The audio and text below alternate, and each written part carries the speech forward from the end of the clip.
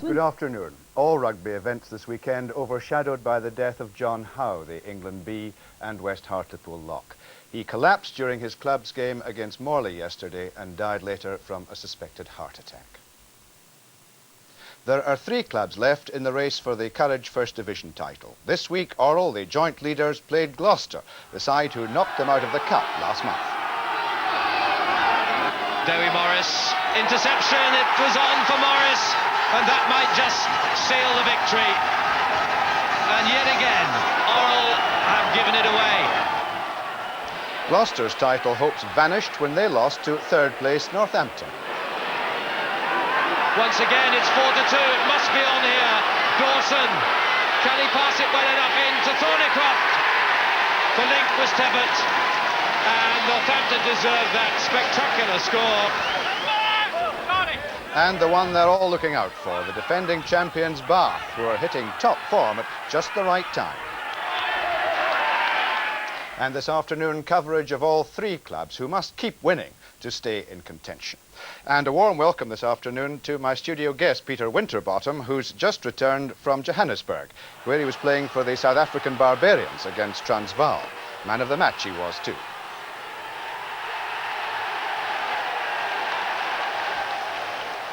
We also have highlights of the top league match in Wales. Swansea, the leaders, against Pontypridd. The man is free outside. Simon Davis won't be caught. Brilliantly done. But first, the Courage League game from Edge Hall Road, where Orrell were out to avenge their cup defeat against Gloucester. And they would have to attempt it without their line-out beacon Bob Kimmins, whose back injury may well prevent him from playing again for the rest of the season. Chris Brearley deputises in the 2nd row. Otherwise, the team is along familiar lines. Gloucester, though, have a long casualty list. 5 regulars out, including the goal kicker Tim Smith. But Mike Hamlin, recalled at fly half in place of Neil Matthews, is an able replacement. We join the game at the start of the 2nd half, Gloucester leading 9-6. Your commentator, Nigel Starmer-Smith. So Gloucester about to upset the Orrell script. Gloucester 6th in the league and still with aspirations to get significantly closer to the top of the table than that. Orrell knowing that they really need to win every game. That way they're certain of the title. Gallagher then to the halfway.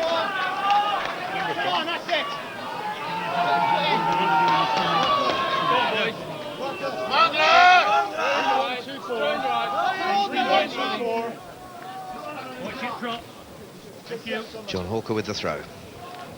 On the Matson man. Got back by Ian Smith, nicely taken up by Hannaford. Masters standing in a scrum half. Fairly laboured effort, but Hamlin able to take it. I've seen worse. But the kick too far.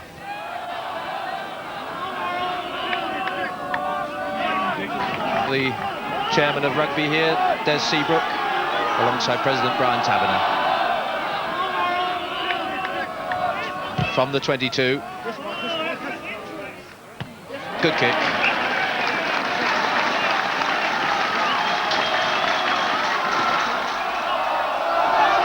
So done. Morris, Strett.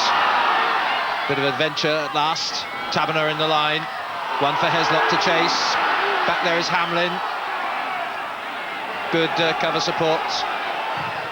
Morris's kick charge down. Dewi Morris couldn't quite hold it.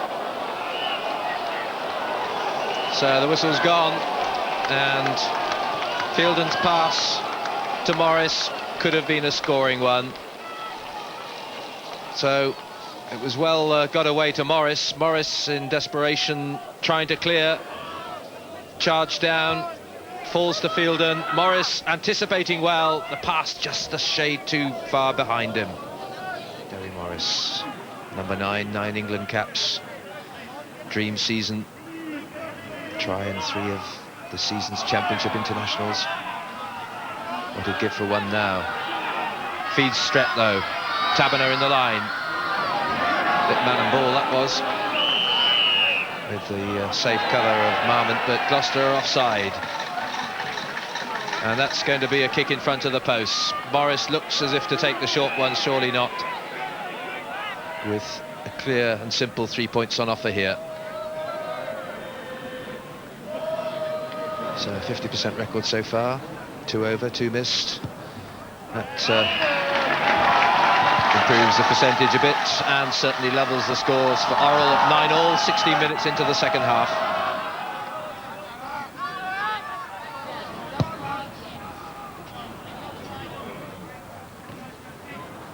Deep into the in-goal area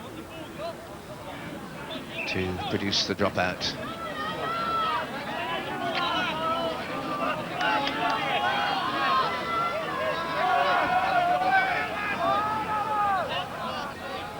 So have this fit Orrell side been saving their best for the last quarter.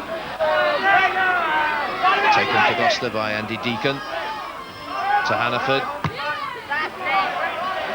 Perrins chasing. Halsall safe enough. Oh dear, Perrins really overreacting there. The ball and mark had been surely and safely called.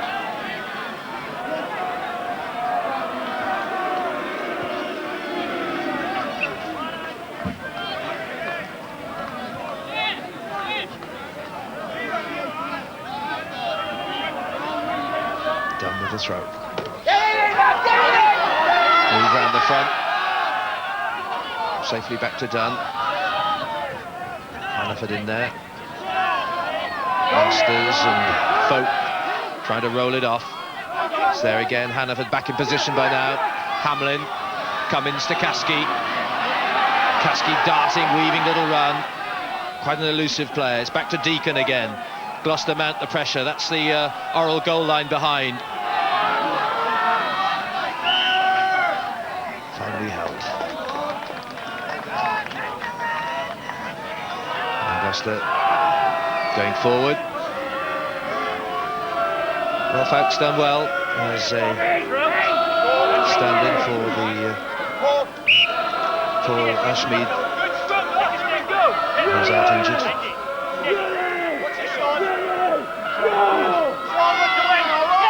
Dummy run, Masters takes it. To the line, Andy Deacon. Can he get it down? The referee's on site. Hannaford celebrations a little premature. Try not awarded. But it must have been close. Deacon and Smith held up virtually on the line itself. You can see the Orrell effort to keep them out. And I think Deacon may have been a matter of centimetres short. Still the ongoing problem with the set scrum. Strett.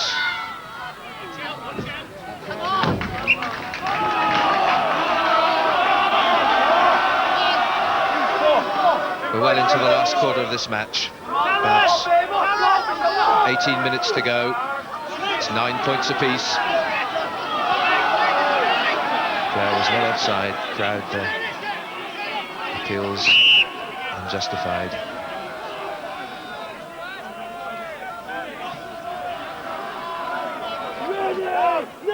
Hannaford again. Orrell's crack getting the better of the scrummage, but it's still away to Perrins. Langford's called for it. Took it well, breaks the tackle as he caught it. Is the support going to be close enough? Spins one long, meant for Heslop. Taberner finally in touch, and that's the nearest Orrell have been to a breakout. Langford rather in isolation as he went.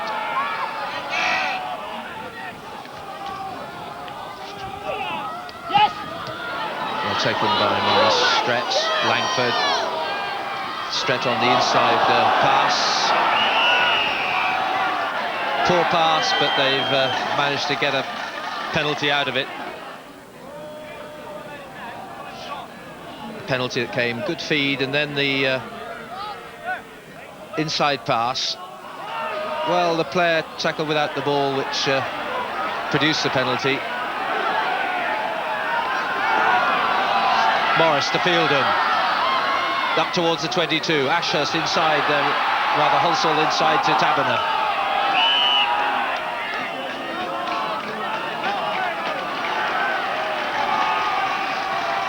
And certainly Orrell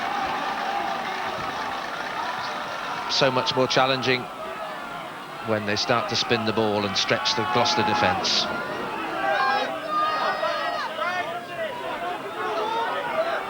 Morris, Strett, Langford on the crash ball inside, tap tackle by Ian Smith, but it's Morris probing again, as he loves to do. Ashurst inside, pass was too low, knock on. Gloucester will be relieved to have the scrum.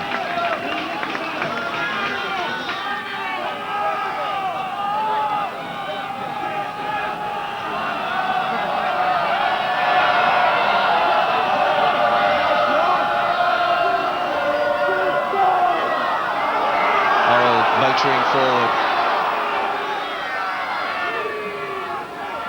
Hannaford stands off. Referee allows it to continue. Whoops, and Hannaford in bother recovers it. Kasky doesn't. Strett's in there, just short of the line. A knock-on is given. And so nearly what could have proved to have been a decisive score, with pressure really on Gloucester here. Kasky taking a short pass, anticipating what he was about to do rather than keeping his eye on the ball. But they got away with it, but only to concede a scrummage put into Orrell again. Orrell sustained pressure. Morris goes inside to the back row. Gallagher, they mix it up together. And Gloucester survive again, and I think we'll get a knock-on and put into the scrum. Both Ashurst and Gallagher together and almost colliding as they went for the inside pass from Morris.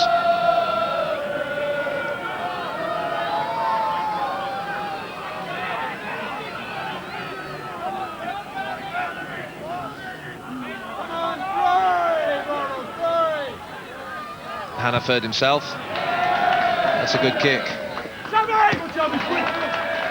Quick throw in though to Heslop from Taberner. Well, a rare chance for the England winger. Finally caught, and a penalty as Smith went high. So good quick thinking from Taberner. Heslop as well, and a bit of room. Looks to the forwards in support as he cut back inside, and you can see that Smith took him much too high. He's kicked 3, missed 2. This to retake the lead. Looks good. Well, something to celebrate in a game of rather an excess of unexcitement. 12-9 though, all importantly to Orrell.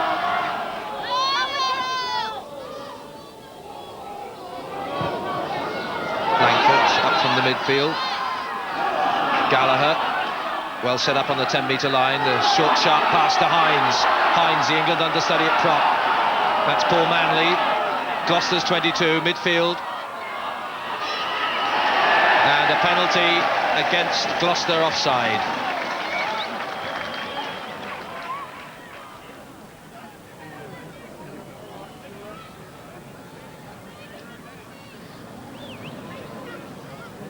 Should be no problem for Martin Strett.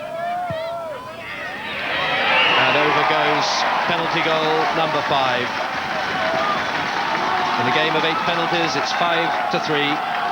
The margin then of 6 points in Orrell's favour.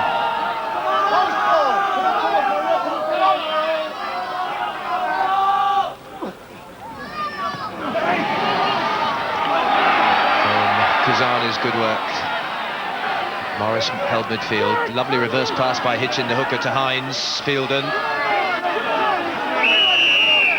The whistle's gone and Gloucester offside. And their anxiety encroaching. And that could use up the last moments of this match, with Strett poised to attempt a penalty goal. It's a good effort, yes. And that certainly makes the outcome secure for Orrell. 6 penalties to 3. We've played over a minute of injury time, and Gloucester with the well-nigh impossible task of having to score at least twice. It's a penalty, though, for a bit of barging in the line-out by Orrell. And Gloucester, well, I suppose they'll be hoping that they can score from a restart kick if there is one to come. Look to get the 3 points on the board and go for a converted try, but this may well be the last kick of the match.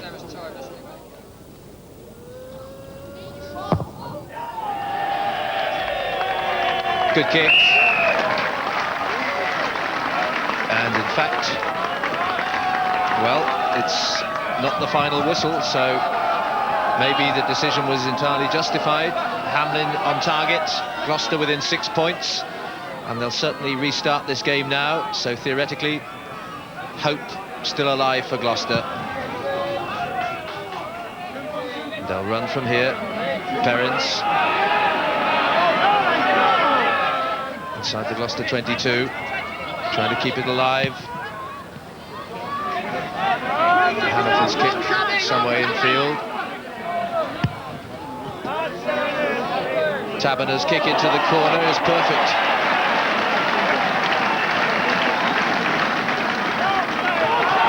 Well, it's a dangerous situation here because Gloucester could break out with free possession. There's been a knock-on. Well, that was certainly the way to create the possibility of a bizarre ending.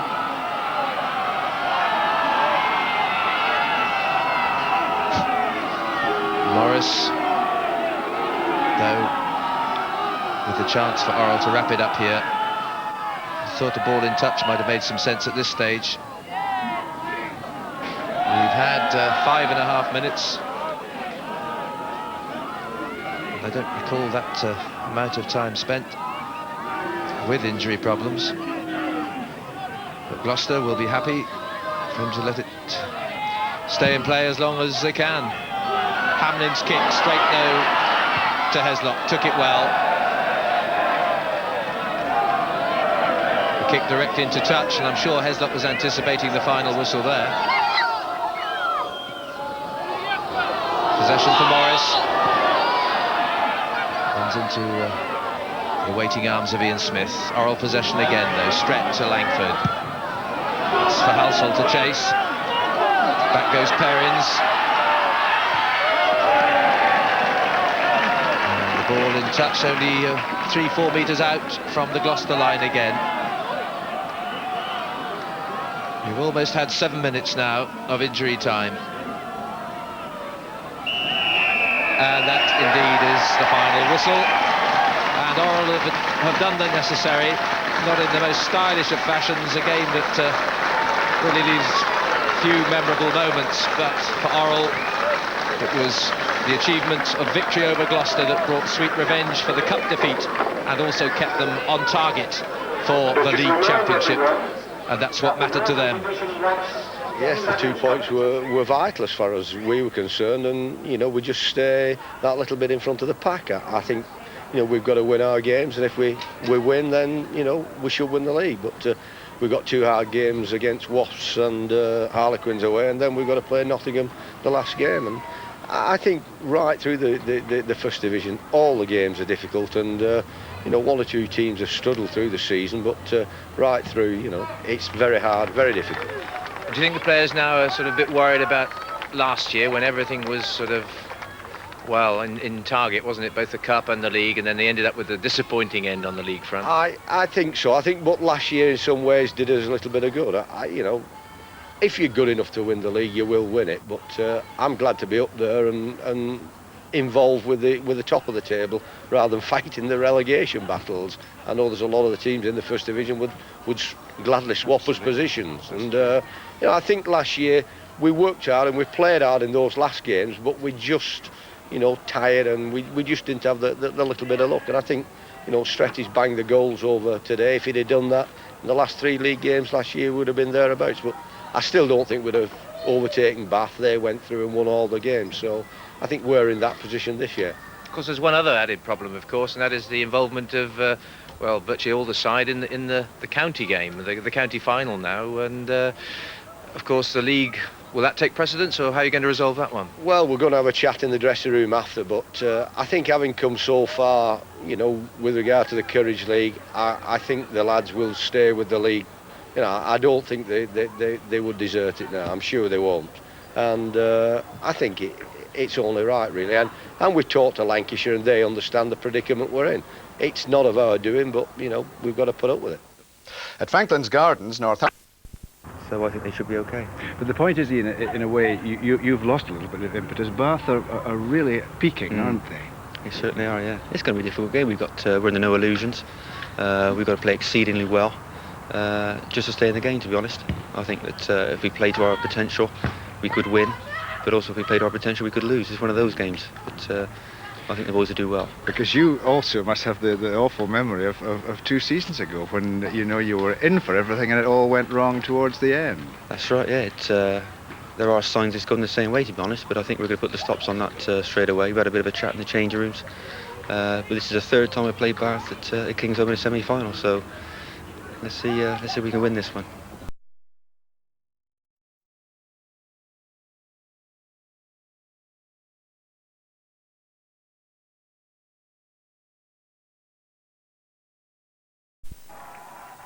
And then the Gloucester pack turned on the power and tried to push their way back into the lead. They were unlucky and gave Orrell a rare old fight. But 3 more kicks from Strett won the game for Orrell. While Gloucester's only second half score came from the boot of Mike Hamlin, who got all the side's points. 18-12 the score. Here's the verdict from coach Keith Richardson. We had 80 minutes of seemingly endless collapsed scrums, and unfortunately the referee didn't seem able to sort this out. The players couldn't do that either, and the whole thing ended in a mess of penalty kicks and touch kicks. It was disappointing because Gloucester wanted to get some running into the game. They wanted to sprint, they wanted to handle and run onto the ball. Obviously preparation for the big cup game is important, and the big thing that Gloucester have got now is to wait for the adrenaline to flow from what will be a big crowd and hope that this can help them to get through against what is undoubtedly the top team in the country. The Gloucester Bath Cup semi-final is just one of many big events this weekend. At Aintree they race the Grand National, while on the Thames they'll be rowing the boat race. And today in London, the Oxford and Cambridge